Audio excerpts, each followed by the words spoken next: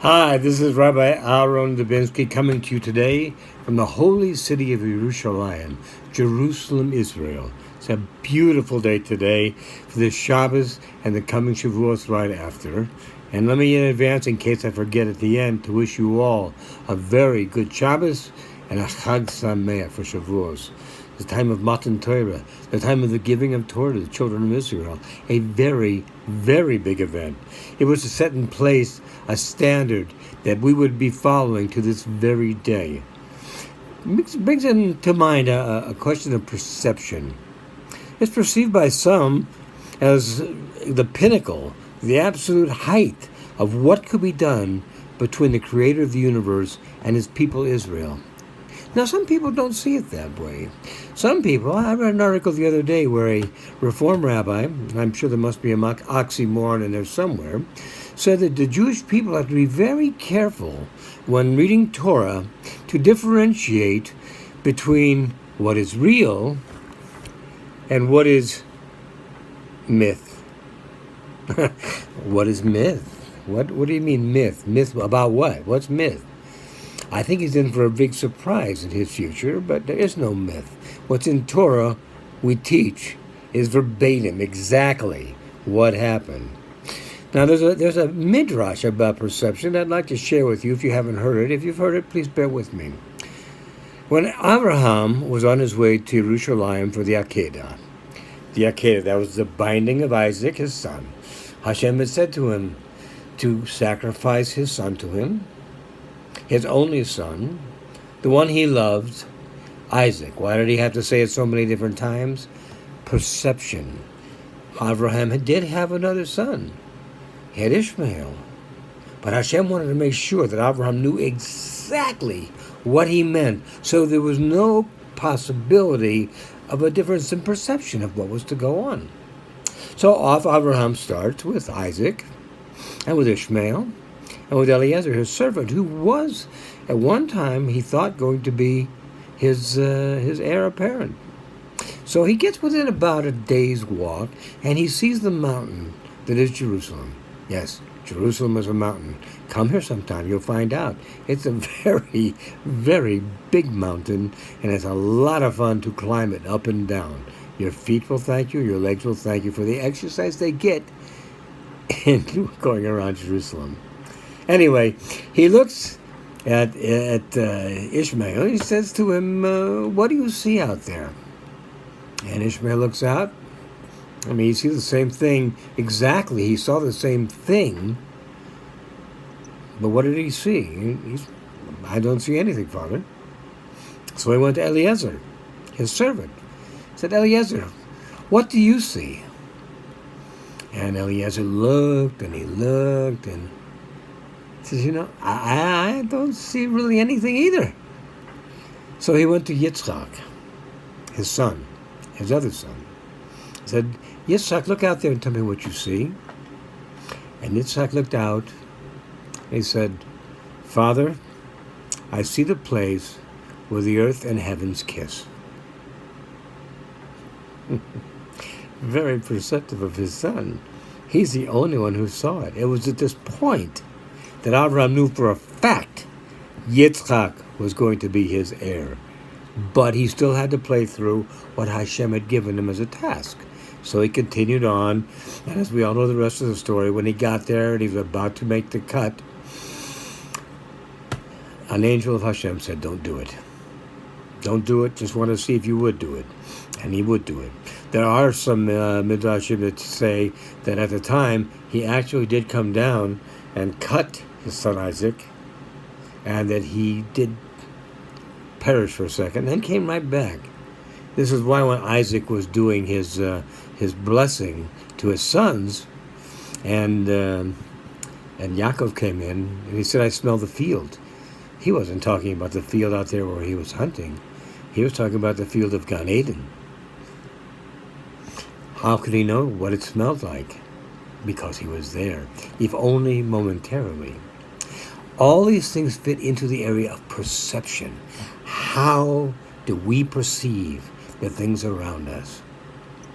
There are those around us who would perceive the fact that an unborn child, for example, is just protoplasm and just some cells. It's not really a person at all.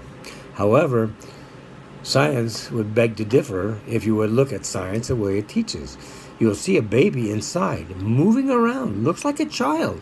Just because it hasn't come into this world yet doesn't make it any less of a child. But you see where the difference of perception can take you.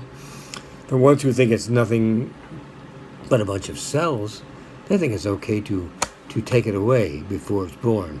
Matter of fact, some of them actually believe it's okay to take it away even after it's born. After it's born and is a child, is a viable human being, not to give it whatever care it might need to live. This is not Judaism. This is not the way we live. This is not our perception. We do not have myths in Torah, contrary to the statement of this one rabbi. What happens in Torah is there for us to learn from. It's there. All of it is true. And all of it must be perceived in the spirit in which it was given by Hashem to Moshe Rabbeinu on Har Sinai, day after tomorrow. That's Shavuos. When Hashem gave it, it says that he spoke and gave the 10 Commandments, and all the 613 commandments went with him all at once. And what happened to the children of Israel who were waiting to hear this? They died. Now, I know, we're still here. How could they have died? The answer is their souls were put back into their body, at which point they told Moshe Rabbeinu, please, we'd appreciate it if you would just hear it, and if you would tell us what it is we need to know. Their perception was they couldn't take it anymore. True? Not true. We don't know. Maybe they could have. Maybe it was a test to see how much they would put up with in order to get something that was so awe-inspiring, so life-changing, so world-changing. Maybe it was Hashem's test to see, are they willing to really do everything possible, even chas v'shalom, die for a second and come back in order to get it straight, excuse the expression, from Hashem's mouth. Were they? Were they not? It's not easy for us to sit in judgment. We didn't have to go through what they went through. We didn't spend almost 300 years in slavery in Egypt. We didn't have to cross a desert with our only source of water, a well that followed us, and manna that comes down. I mean, they say it could taste like anything you wanted, but you have to understand that even then, you've got to ask yourself, certainly you might get tired of it. I mean, if you like matzahs, you could love matzahs. I know people who do. They eat them every day. And then after a while, they don't eat them anymore. Why? They got tired of them. Not forever, but they got tired of them. Their perception was, I'm not going to enjoy this. So rather than put myself through this, I'm going to stop doing it for a little while. And so they stop. Perception is a very, very strong thing. What we perceive is, in effect, our reality. So, if we perceive Torah as being given on Har Sinai, on Shavuos, if we perceive that as a pinnacle of a gift to humanity to make our lives here on earth more effective, more fulfilling, more loving, if we perceive it that way, that's what it is. And that's how we will live our lives.